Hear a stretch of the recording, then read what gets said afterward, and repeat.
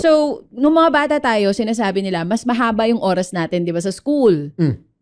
Yeah, Ngayon, tama naman. na may mga edad na tayo, mas mahaba yung oras that we spend on work. Ikaw, Sana. sa isang araw, ilang oras usually work mo? Good Lalo pa pag question. back-to-back yan. Yung normal kasi 8 hours eh. Okay, average. ko, I'd say about 6. Okay. Average. Me, 7 to 8 hours. Yung daily. Kasi you have a regular daily Kasi show. parang yung podcast, I don't treat it as work. As work Kasi nag-enjoy natin Correct. di ba? So yung work talaga, mga 7 to 8 or sometimes 9 hours. Including writing, research, Lahat na all that stuff, yan. emails. Yung sa umaga mismo. So ngayon, pag-usapan natin, since most of our days are spent at work, ikaw ba naniniwala na sometimes ang mas stress, hindi yung trabaho, kundi yung mga katrabaho? Yes. But I guess you'd be able to give more insights on that. Kasi sa akin, pero tama eh. But you're in the corporate world before. Kamusta ang Yes. experience mo Very, noon? I'm sure a lot of Toxic? people, hindi mo iwasan yung mga toxic people tsaka yung mga politika eh. Oh. May politika talaga eh. Like, also I have friends who work in certain companies who have been working for probably 10-15 years. Biglang nag-graduate ang anak na may-ari. Automatic. Siya agad. VP. Oo. Diba? Which, wala ka rin magagawa eh. Sa kanila, sila may-ari eh. So with that, parang sinasabi mo, pinaka-hate mo, nakatrabaho yung ganun. No naman. It's just, it depends kasi kung anong pet peeve mo eh. Pero ikaw, anong pet peeve mo sa work? Ano yung pinaka-ayaw mo talagang katrabaho? Sa akin, wala akong problema dyan sa mga, syempre, anak siya na may-ari, VP, go ahead. Kasi kung ikaw din naman may-ari ng kumpanya, ganun din gagawin mo. Malamang, anak ko lalagay ko dyan. Correct. To oversee, diba? Everything. Yeah. I think pet peeve ko yung people who will talk behind your back and not just tell you the problem to your face. Sasabihin do sa iba pang katrabaho. Nangyari na sa'yo yun in the past? Yeah, it's happened before, oo. Pag ganun, hini-head on mo? Hindi na, kasi what's the point? Magtuturuan lang mga Alam mo yung mga ganyan, yung mga, ang dami sinasabi sa likod, pag kinonfront mo, automatic, hindi wala ako sinabi. Kailan ka naka-confront ng tao na umamin? Oo, sinabi ko yan. Oo nga, no? Wala. Magnanakaw nga, hindi umaamin magnanakaw, chismosa pa kaya. Ang magnanakaw, galit sa kapwa magnanakaw. So ang chismosa, galit din sa kapwa chismosa? Depends sa chismis na kinakalat eh. Oo. Diba? Pero halos same tayo ng vibes ng ayaw. Kasi sa akin, if there's a problem, especially if it has to do with work, You sabihin mo tell to na. my face. Para maayos natin. Kasi True. talking behind somebody's back will not resolve the problem. It might even create more problems. Sa akin, dalawa yung ayoko. Yung una yung super pabida. Na para bang ikaw, sa'yo ipapamana ang kumpanya. I used to be annoyed with people like that until I got to... Din talaga hindi napapagod magpabida, papi. Yes. May Buong kilala araw akong nagpapabida. May kilala akong ganyan na gusto niya siya bida sa lahat ng kwento. Nakakapagod. At one point, yes. Pero at one point, I think may sobrang may napikon akong moment na natawa na lang ako. Tapos after that moment of siguro mga few years dealing with that person, na tanggap ko na parang, okay, hindi na ako nagkikwento eh. Nakikinig na lang ako sa kwento niya. Yun na nga. Umabot na ako sa point na ganun. Na siya lang yung magaling, Oo. siya lang ang pagod, siya lang ang may ginagawa. But when I think about it, nung nagkaroon ako ng chance makapag-work ng tamad, na-realize ko, okay na rin siguro itong pabida, at least may ginagawa siya kaysa dun sa tamad. Wala akong mahita. Pero nakakapagod yung sobrang. Sana naman yung pabida levels, 50% lang. Sagad-sagad. Tsaka sana give chance to others. Nilahat mo na eh. out of 10, Iwanan mo naman kami ng pwedeng trabahuhin. Out of 10 projects, bigyan mo naman kami ng kahit 3. Sige, 7 sa'yo na. Sa akin ngayon, 10 sa'yo na, 9. 1 sa akin. Mag-iwan ka ng kahit isa. May isa pa akong pet. Okay, sino? Naisip ko lang kanina eh. Ako may isa pang pet peeve. Go. Isa pang pet peeve ko, sa workplace, kasi syempre I work with the Ted Filon. So, di ba syempre Ted Filon na yan, ibang level yan. Yeah. So, pagpapasok kayo ng room, makikita mo talaga yung treatment ng tao sa kanya. Ay, iba syempre Ted Filon yun. Pero natutuwa kasi ako sa mga tao na kilala ko na kung paano nila tratuhin with respect to Sir Ted, ganun ka rin nila tatratuhin. Pero meron kasi akong ka-work na Kita mo yung difference. oo. And I don't know why because I'm not like that. Kung paano trato ko kay Ted Filon, ganun trato ko sa lahat. Same. I'll treat... Hindi ako mabait lang kay Ted Filon, mabait ako sa lahat. I think that's... Hindi ako magbibigay lang kay Sir Ted, magbibigay ako sa lahat. Ako rin. I think that's one thing that people can say, like, especially when it comes to events, no? Corporate, weddings. Oo, you're so loved. You are. Sa akin talaga, down to the audio man, nag-ayos ng linya, ganyan. The maintenance. Makikipagbiruan ako dyan, magjo-joke ako dyan, gusto ko pati sila tumatawa. Sa akin nga, actually, I always tell this to people at every event, alam mo kung bakit masaya pag sinabi lang, saya, ganyan. Alam mo kung bakit? Kasi lahat ng nagtatrabaho behind the scenes, we're happy. Yun na nga Nakita mo lang yung nasa stage. Pero lahat kami sa mga comset ganyan, nagtatawanan kasi, and that creates the vibe. You can't beat the energy of everybody na masaya. Let's say this podcast. Behind the podcast, you see us on the camera, cam. on the mic, you hear us. But we work with Jeff, our shooter. We're yung editor natin, Addy. si Addy, our with podcast Josh, manager. we have a lot of people behind the camera. And we want them to be happy kasi yung happiness na nakikita nyo ngayon, Napapasa no? napapasa. Kung hindi sila masaya, siguro tawid sa camera na parang may something yung podcast na to. Tsaka hindi lang, papi, ang hirap ang bigat na kunwari kung may dinadala ka man sa bahay or sa buhay, we all have that baggage. Tapos papasa mo sa mga kasama mo sa trabaho, mahirap naman yata yun. But going back dun sa sinasabi ko kanina, yung kakilala ko na yun, parang, alam mo yung feeling na halimbawa, nasa isang event ka. Ang kasama mo sa event, sabihin na nating Daniel Padilla. Okay. Merong chair, merong isang couch. I think I know where you're going with this. I'll go. You get my Sige, point? You get my point, Tuloy Bobby? mo muna yung kwento. Tapos may couch. Na si Sam YG nasa isang event. Kasama niya si Daniel Padilla. Syempre, Daniel Padilla levels na yan. Pauupuin dun sa couch. Kahit maluwag pa yung couch, dito ka umupo, Sam. Dun sa isang stool. Sa stool ka. Yes. Do you feel where I'm getting at? Na Treatment. pareho lang naman kaming tao, pareho lang naman kaming magtatrabaho. I get na mas mataas na yung taong ito sa akin, pero don't make me feel less just because I am just starting here.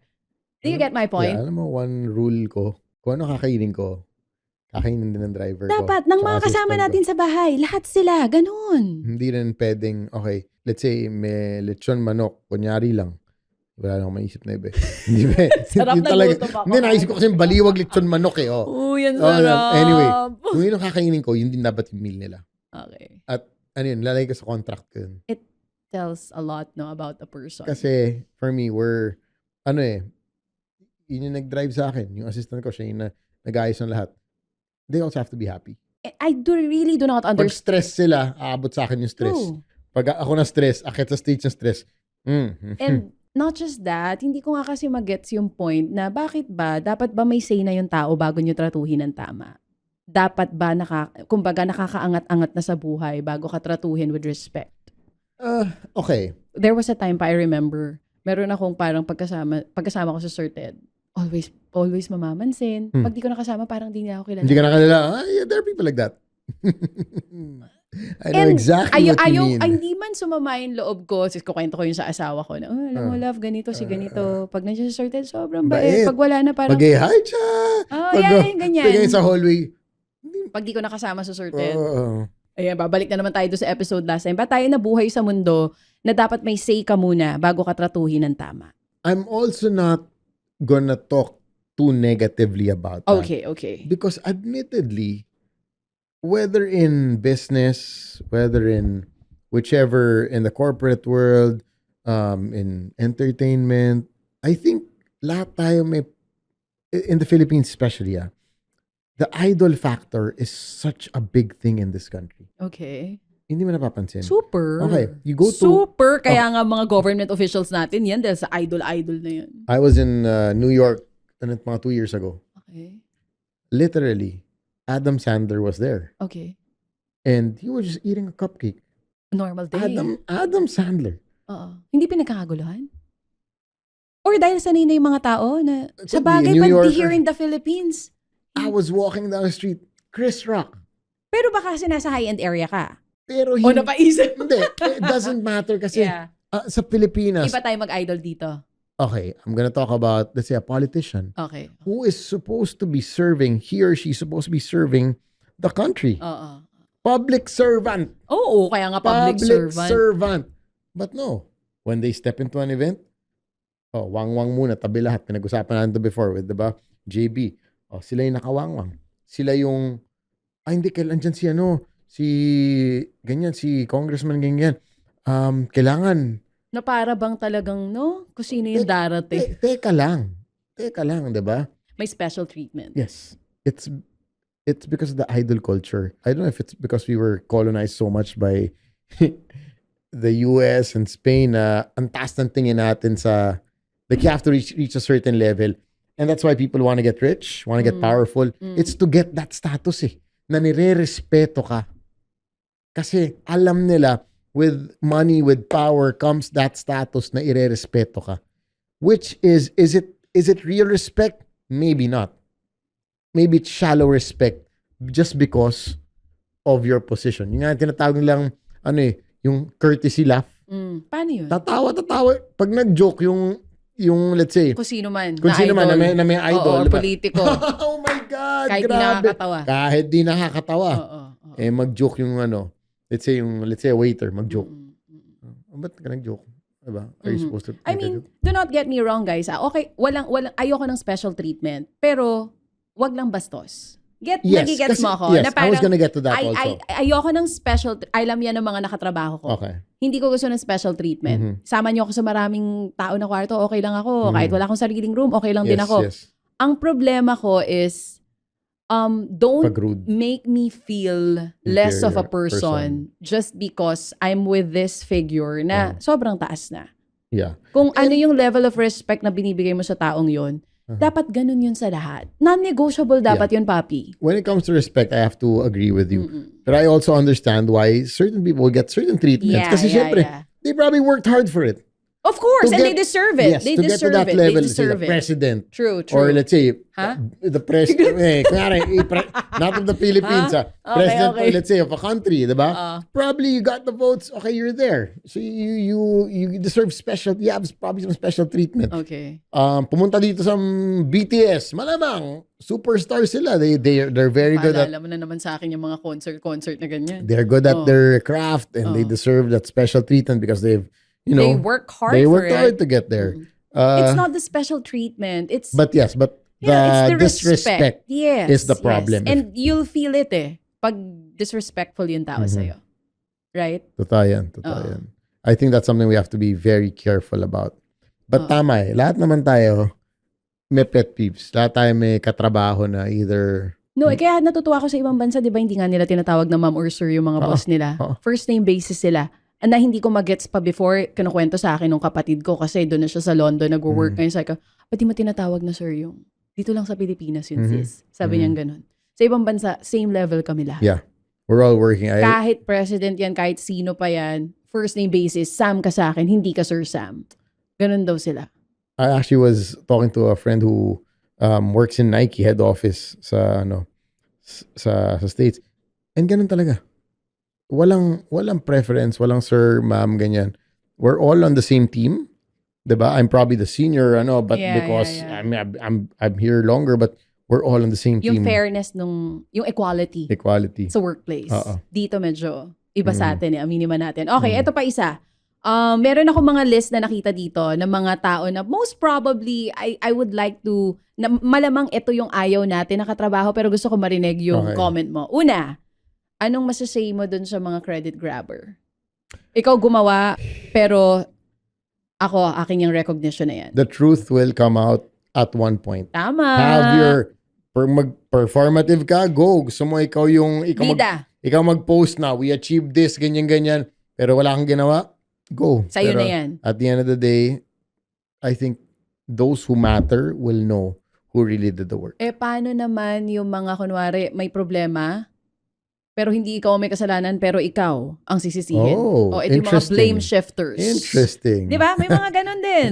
Marami. Oo, na parang, alam mo, uy, bakit nagkaganito yung event? Ay, si Sampu kasi yan. Alam mo, isa sa mga blame shifters. Hindi lang sa work, sa buhay. Sa buhay. Sa buhay. In general. In general. It's hard to admit. It's hard to be accountable. Okay. Name somebody in the government na umamin na, sige, nag-flood control problem dahil ako. Name somebody. Ay, wala. Wala. Oo, lahat sila nung nabanggit yung pangalan nila sa flood control, ang sinabi nila ay wala akong kinalaman dyan. Name somebody who openly says, sorry, ako lang siguro sa asawa ko. Pati pag ginagawa ko yun, nagagalit pa nga sa akin eh. Ako na. Ako nagagalit pa nga sa akin. But seriously. Oy, Michael, makinig ka.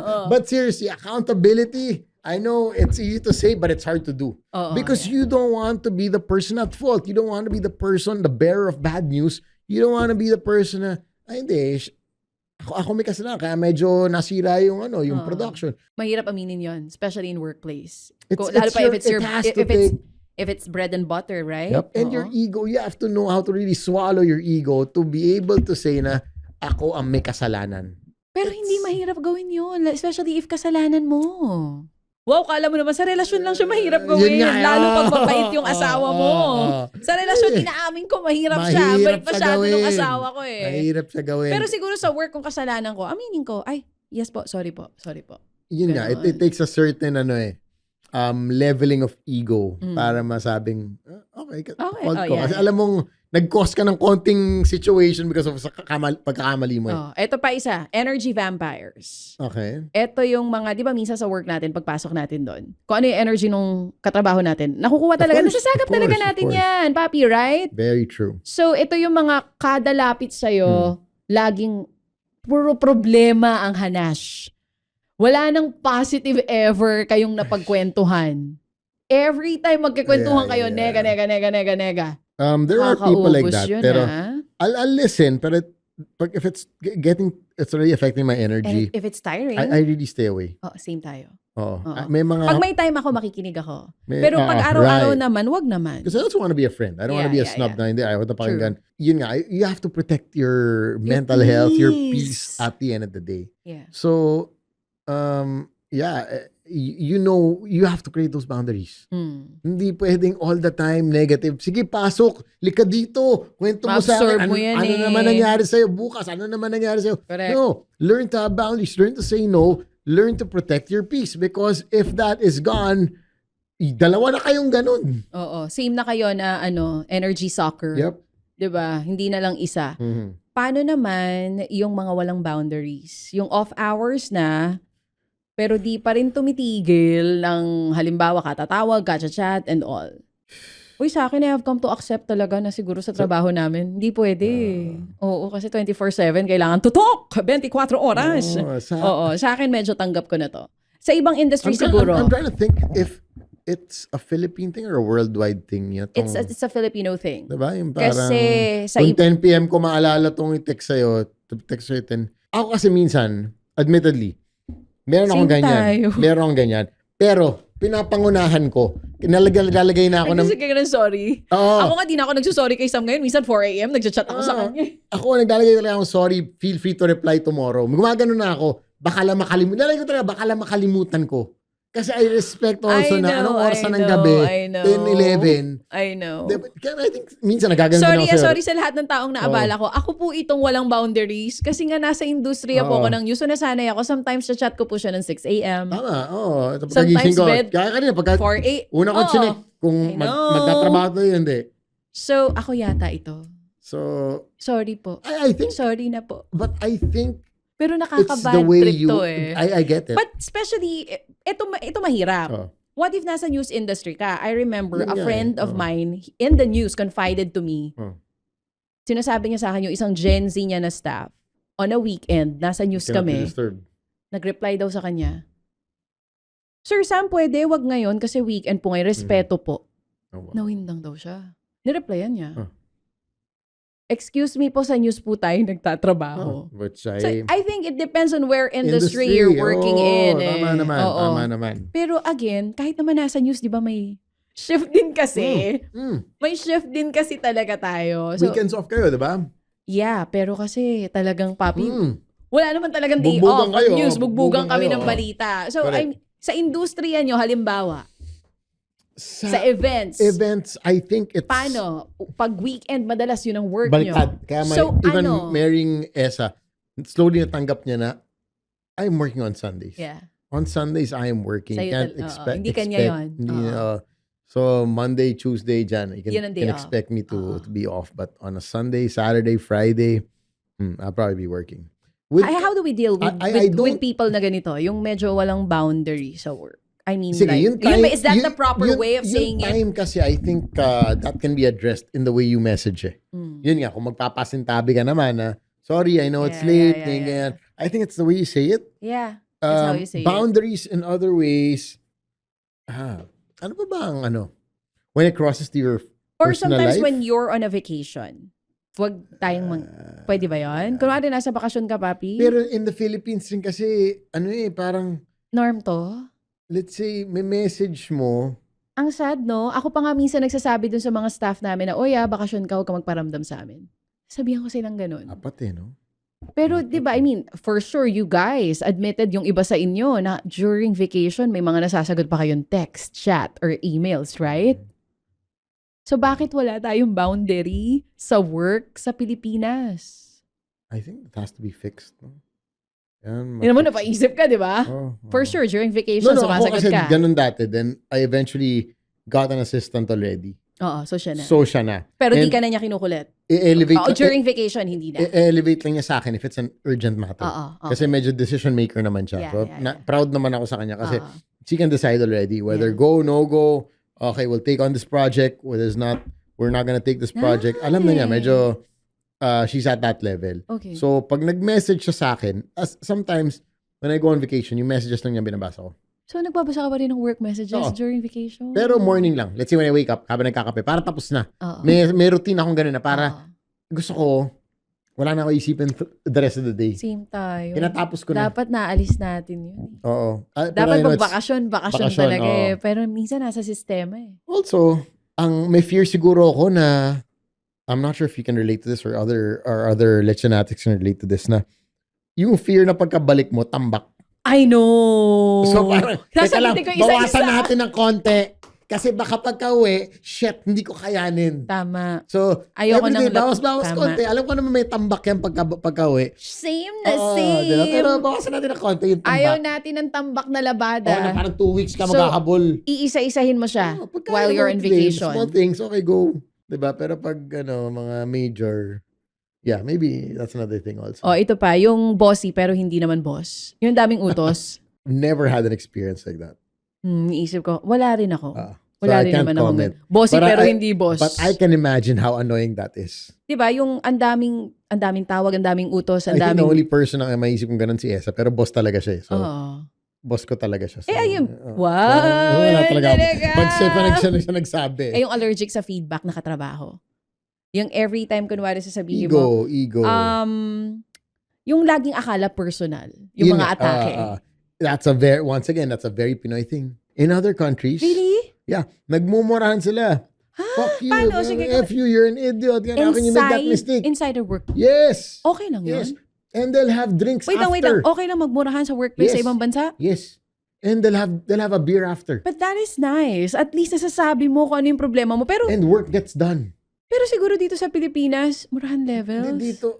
Yeah, mahirap nga kasi dito. Tampo nga agad dito Hindi, eh. ang mahirap kasi dito, yung sinasabi mo kanina, kunwari may problema ka sa work na ginawa ko, sinasabi mo hindi sa akin eh. Dun sa katrabaho natin. Yes. Correct.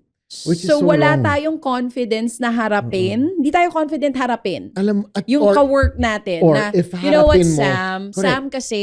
pwede ganon. bang agahan mo na sa work late Oo, and late? Oo. You wouldn't say that, but you tell your seatmate, si Chacha laging late. Hassle. Yun ang mahirap. Diba? Pero sasabihin mo kay Chacha, pwede ba siya? Medyo agahan natin next week. Bakit hindi tayo ganon? I don't know. Sabi mo nga Alam kanina, mo kung it's bakit? not what we Maybe- say, it's maybe. how we say it. It's not that eh. With stuff like that. Ano tayo eh.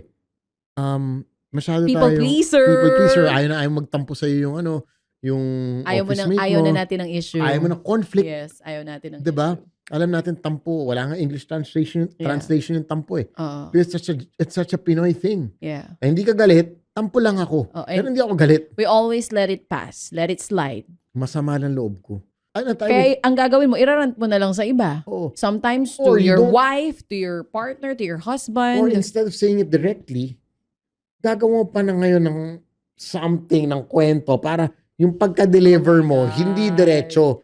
Tsaka, ano kasi eh. Ito yung gusto ko lang sabihin sa'yo, late ka, like and late. Kayari lang, yung point ko. Oo. Tsaka ano kasi, alam mo yung last time, grabe, sobrang late na natin natapos, no?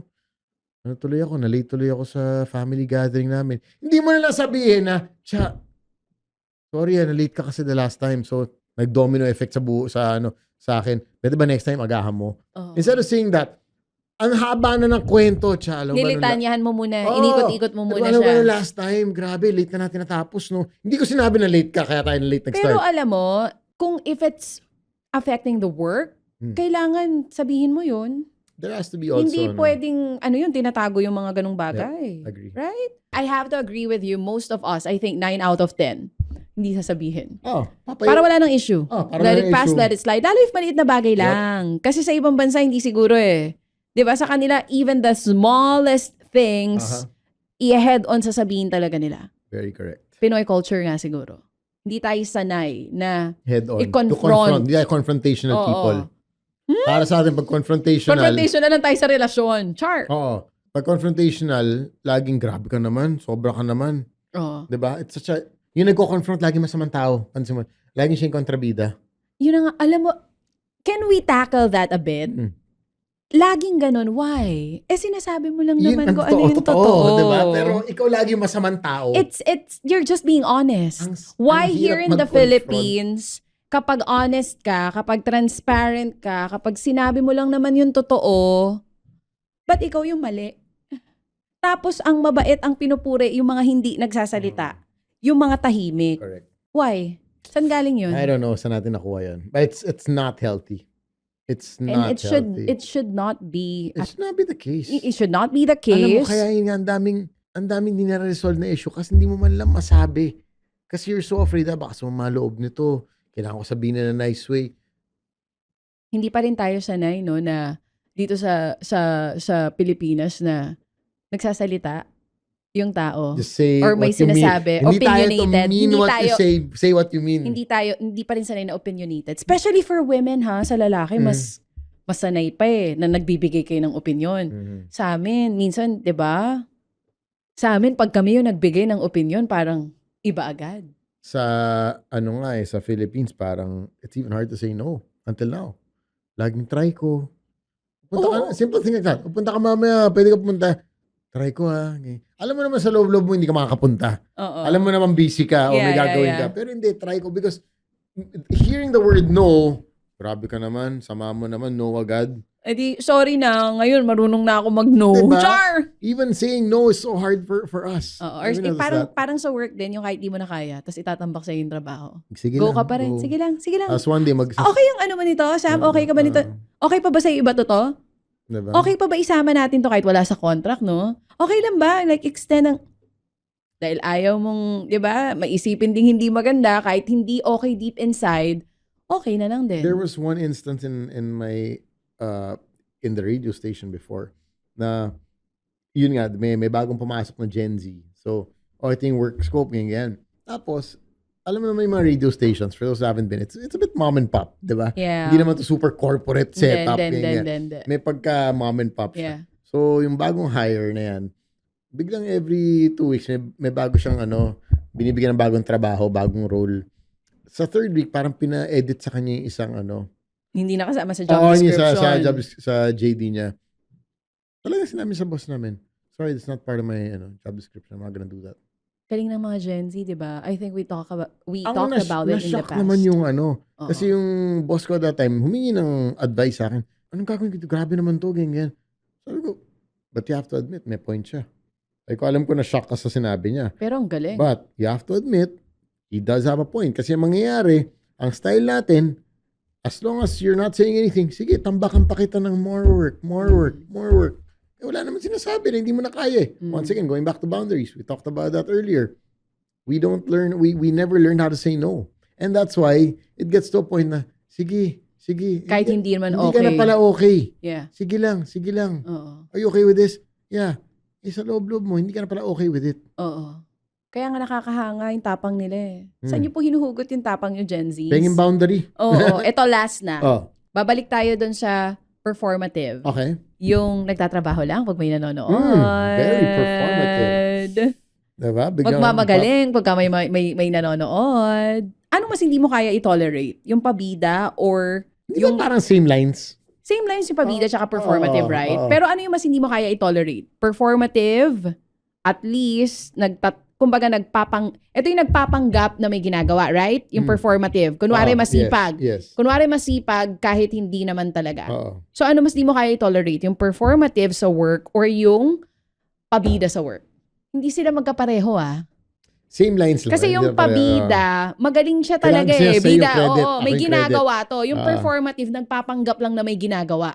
Mas pet peeve ko yung pabida. Mas hindi mo kaya yun. Oo. Performative kasi eventually lalabas yan na Makikita pa rin na tamad.